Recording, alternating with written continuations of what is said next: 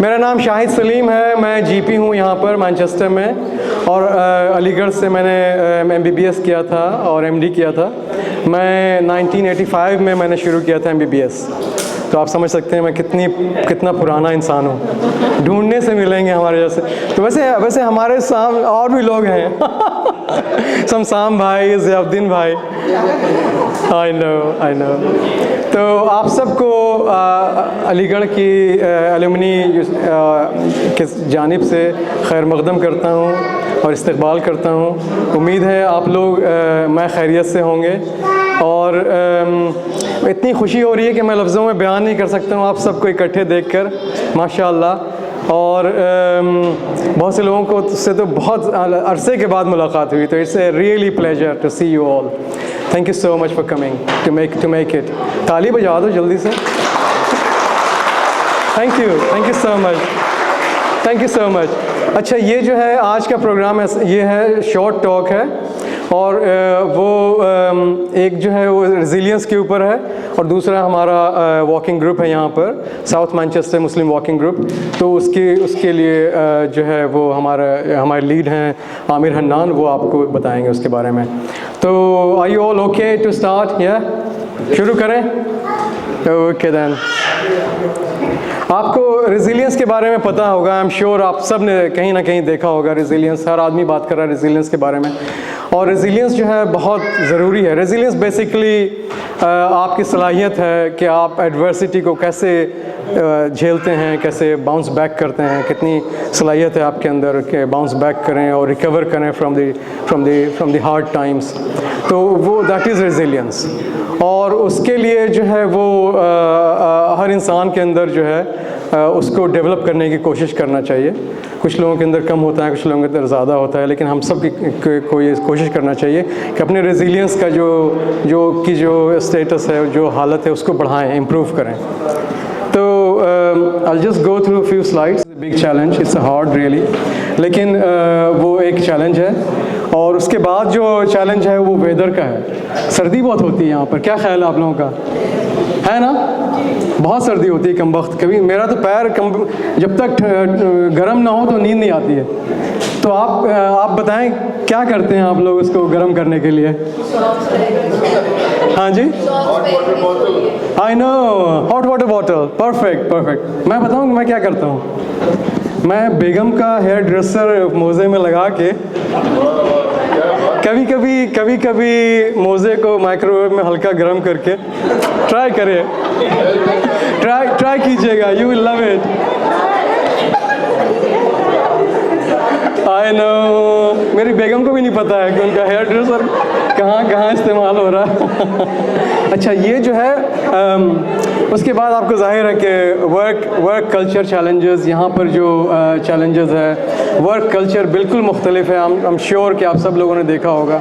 यहाँ पर काफ़ी स्ट्रिक्ट होते हैं, टाइम के बहुत पाबंद होते हैं। हमारे इंडिया में उतने टाइम के पाबंद नहीं होते हैं, आराम से सब काम होता है। 11 बजे 12 बजे ऑफिस में लोग पहुँचते हैं। यहाँ पर वर्क कल्चर बिल्कुल मुख्तलिफ है, तो दैट इज़ अ चैलेंज। आपको पता है communication is a big issue. हमारे यहाँ बिग इशू है कम्युनिकेशन का। हम कम्युनिकेट ठीक से नहीं करते हैं, हम बताते नहीं हैं कि हम मीटिंग में आएंगे, नहीं आएंगे, कब आएंगे, कितने लोग आएंगे, हम बताते नहीं हैं। रिस्पॉन्ड भी नहीं करते हैं बकरीद की मीटिंग के ग्रुप में बहुत ज़्यादा। तो कम्युनिकेशन इज़ एक्सट्रीमली इंपॉर्टेंट। तो प्लीज़ आप ज़रूर हम सब के लिए ऐसा lesson to improve our communication, not only verbal but written as well, and उसके बाद जो है आपको पता है जॉब सिक्योरिटी का कितना इशू है यहाँ पर, ख़ास तौर से आजकल जीपीज़ के बारे में है ना, और हम लोग सब अच्छी तरह जानते हैं कि कितने जीपी।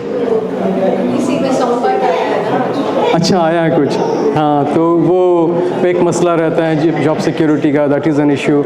उसके बाद फिर आपको पता है कि discrimination is a big issue here.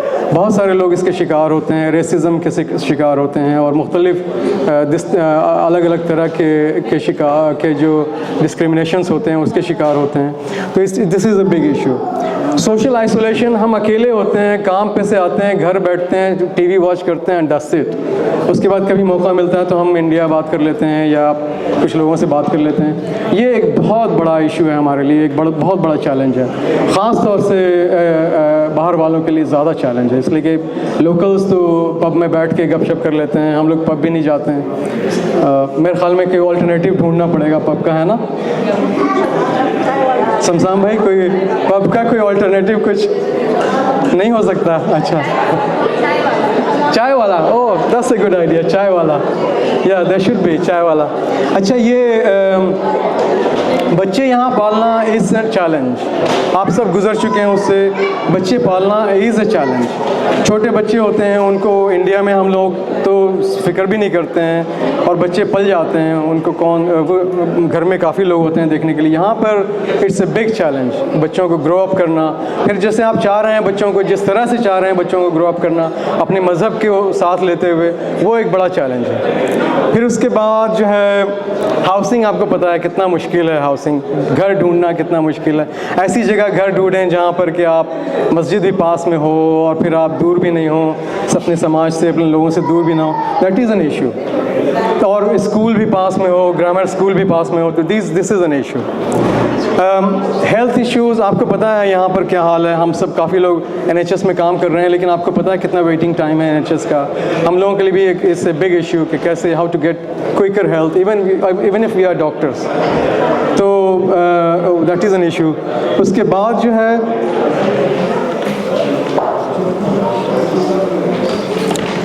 आप सबको पता है कि हम सब गुजरे हैं कोविड से। Covid was a big issue, big challenge, big pandemic. तो उसने कितने लोगों को अफेक्ट किया है। बहुत सारे लोग बीमार हो गए, काफ़ी डिसेबिलिटेड हो गए, और लॉन्ग कोविड हो गया। फिर उसके बाद बहुत सारे लोग दुनिया से चले गए। इतना बड़ा वो एक गुजरा है हमारे पर, एक हादसा कह लें। फिर उसके बाद वैक्सीन का साइड इफ़ेक्ट, डिज़ीज़ का साइड इफ़ेक्ट, वैक्सीन का साइड इफ़ेक्ट, फिर लॉन्ग कोविड। बहुत सारे लोग लॉन्ग कोविड का शिकार हुए हैं और काफ़ी दिन तक बेचारे डिसेबिलिटी और डिसेबिलिटी में उसमें रहे हैं। Not only that, job losses बहुत हुई हैं। बहुत से लोगों को पता होगा, मैं खुद लोकम GP था, तो I did not work for 4 months। 4 महीने तक मुझे कोई जॉब ही नहीं था, मैं खाली बैठा था। Sorry,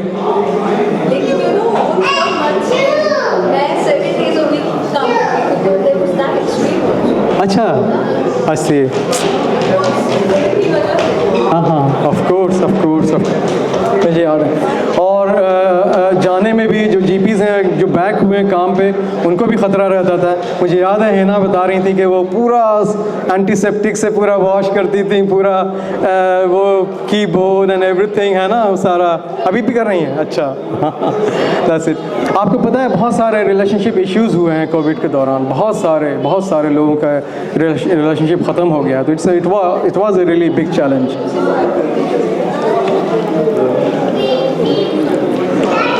how to be more resilient, तो ये सारी चीज़ें हैं। प्रैक्टिस एक्सेप्टेंस, आप एक्सेप्ट कर लें, पॉजिटिव रहें, ये ना कि गिव अप ना करें कि oh I can't, this is too much for मी।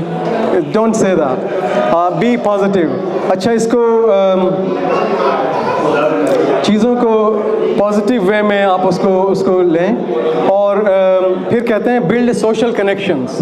हम सब बात जो हो रही थी सोशल आइसोलेशन की, तो हम build relationship and social connections को बढ़ाएं, लोगों से मिलें। आज का जो एक्सरसाइज था क्वेश्चन आवर्स का, उसका एक मकसद ये था कि आप जाने लोगों को, कौन कौन लोग हैं। आप ये मकसद नहीं है कि बस आप 4-5 लोगों का जो ग्रुप है बस उसमें बैठ के शाम गुजार के चले जाएं, वो मकसद नहीं था। बस कि आप लोगों को से जान पहचान बढ़ाएं, अपना कनेक्शन बढ़ाएं। That will help you in being more resilient. Self care practice करें। एक्सरसाइज है, मेडिटेशन है, योगा है, नमाज है, इसको करें। Engage in valued activities. आप वैल्यूड एक्टिविटीज़ कुछ सीखें, कोई नई चीज़ सीखें, गाना सीखें, है ना। मेरे ख्याल में है ना, आपने भी सीखा है शायद। इज़ इट नहीं सीखा है गाना नहीं सीखा? अच्छा, बहुत सी चीज़ें हैं जो सीख सकते हैं। Playing music is a good thing.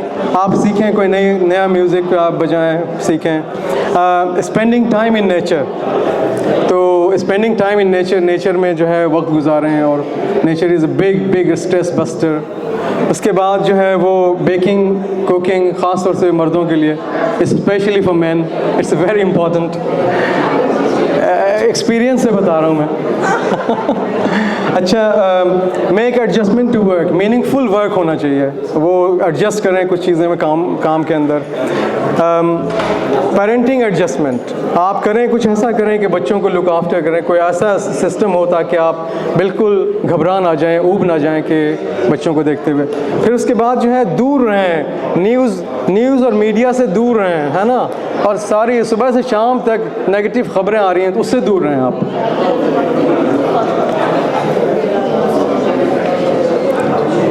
Islamic perspective, आपको पता है कुरान की आयत है, इन्न माल उसरी युसरा व इन्न माल उसरी युसरा, indeed with hardship comes ease, for surely with hardship comes ease. ठीक है, इसके बाद तो ये मुस्तकिल चलता रहता है, एक वेव की तरह चलता रहता है। हार्डशिप्स आएंगी, फिर आसानियाँ आएंगी इंशाअल्लाह। There is a light behind the tunnel. ठीक है, और उसको जो है ज़िक्र करें, अल्लाह का ज़िक्र करें, अल्लाह की बड़ाई करें, समझ के करें, और नमाज़ पढ़ें, दुआ करें, दुआ में टाइम लगाएं, अल्लाह से कनेक्शन जोड़ें, आपका जो है स्ट्रेस कम होगा उससे। फिर सब्र करें, है ना, कितनी जगह लिखा है इन्नल्लाह मास साबिरीन। फिर आपको पता है सूरह अल असर में, वल असर इन्नल इंसान लफ़ी खुस्र इल्लल लज़ीना आमनू व अमिलुस सालिहात व तवासौ बिल हक़्क़ि व तवासौ बिस सब्र। सब्र का, है ना, तो सब्र के स्टेडफास्टनेस के बारे में सब्र की बहुत तलक़ीन की गई है। तवक्कल, अल्लाह के ऊपर तवक्कल करें और सरेंडर करें अल्लाह के ऊपर, है ना, टोटल सबमिशन, जो भी है सब अल्लाह की तरफ से है। जो अच्छी चीज़ें आ रही हैं, बुरी चीज़ें आ रही हैं, सब अल्लाह की तरफ से है, उसको एक्सेप्ट करें, सरेंडर करें कि सब कुछ अल्लाह की तरफ से है। अल्लाह की तरफ से एक आजमाइश है, गुजर जाएगा ये वक्त। फिर उसके बाद कहते हैं Allah doesn't change the condition of people until they change what is in themselves. तो आपको कोशिश करती रहनी है, और उसमें अल्लाह की तरफ से है, लेकिन आपको कोशिश करते रहना है, मेहनत करते रहना है।